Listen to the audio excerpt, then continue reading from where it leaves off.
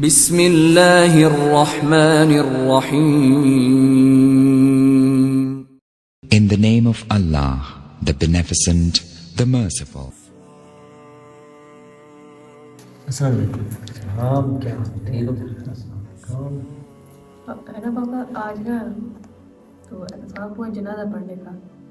تو جب میں جنازہ پڑھ رہا تھا میں نے دیکھا ہے کچھ لوگ جنازہ پڑھے ہیں، کچھ لوگ باہر کھڑے ہوئے ہیں.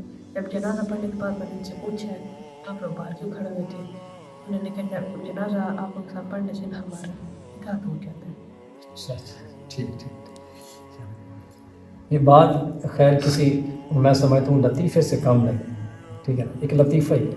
وہ کہتے ہیں نا ایک کہاوت ہے، نیم حکیم خطرہ جان اور نیم ملا خطرہ ایمان. اس سے بچ کے رہیے گا.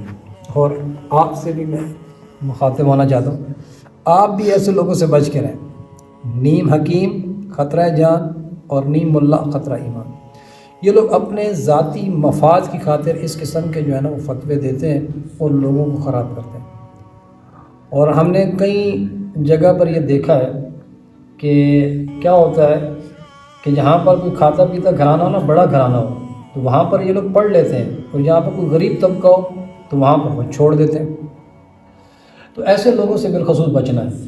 اچھا اب مجھے اس بات کی سمجھ نہیں آتی، میں آپ سے بھی مخاطب ہوتا ہوں کہ اس بات کی مجھے سمجھ نہیں آتی کہ یہ نکاح اگر ٹوٹنے پر آئے تو اس کچے دھاگے سے اتنا کچا ہو جاتا ہے کہ اللہ کی عبادت کرنے سے، جنازے میں کیا کرتے ہیں؟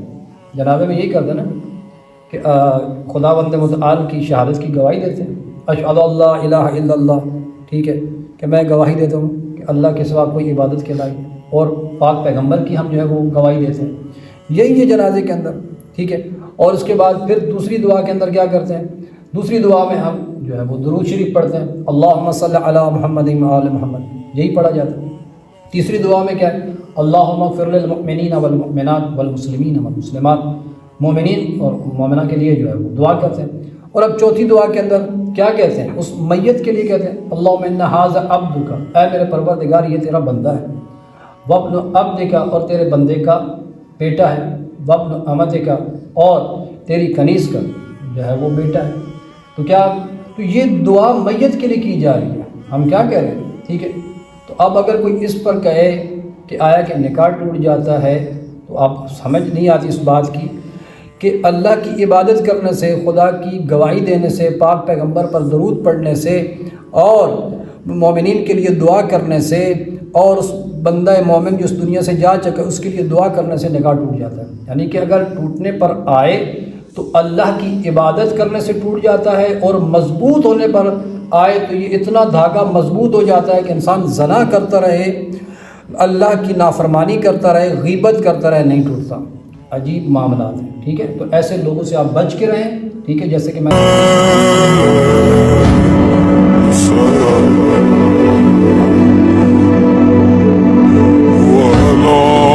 جنازہ پڑھنے سے نکاح ٹوٹ جاتا ہے قاری صاحب کا یا پڑھنے والوں کا پیچھے جو پڑھ رہے ہوتے ہیں؟ اچھا آپ کے توسط سے ہم ایک سوال اور کریں گے کہ ہوتا تو یہ ہے کہ مرد جنازہ پڑھ کے آتا ہے، تو گھر والی نے کیا جرم کیا کہ اس کا گھر اجڑ جائے؟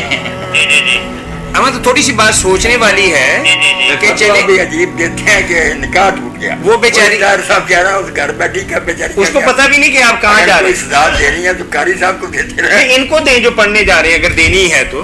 اللہ پناہ دے، اللہ پناہ دے، اللہ مسلمانوں کو ہدایت دے. اہل تشیع کا جنازہ، اہل تسنن کا سب کو مل کر پڑھنا چاہیے. جو امام پڑھائے، شیعہ امام پڑھائے، سنی امام پڑھائے، سب کے پیچھے پڑھے. کوئی کسی کا نکاح نہیں ٹوٹتا. ظالموں نے مجھ کو ٹکڑے کر رکھا ہے. سب بھائی ہیں. لوگ تفرقہ پیدا کرتے ہیں اور لوگوں کو آپس میں خراب کرتے ہیں. ایسے لوگوں سے بچ کر رہیے گا.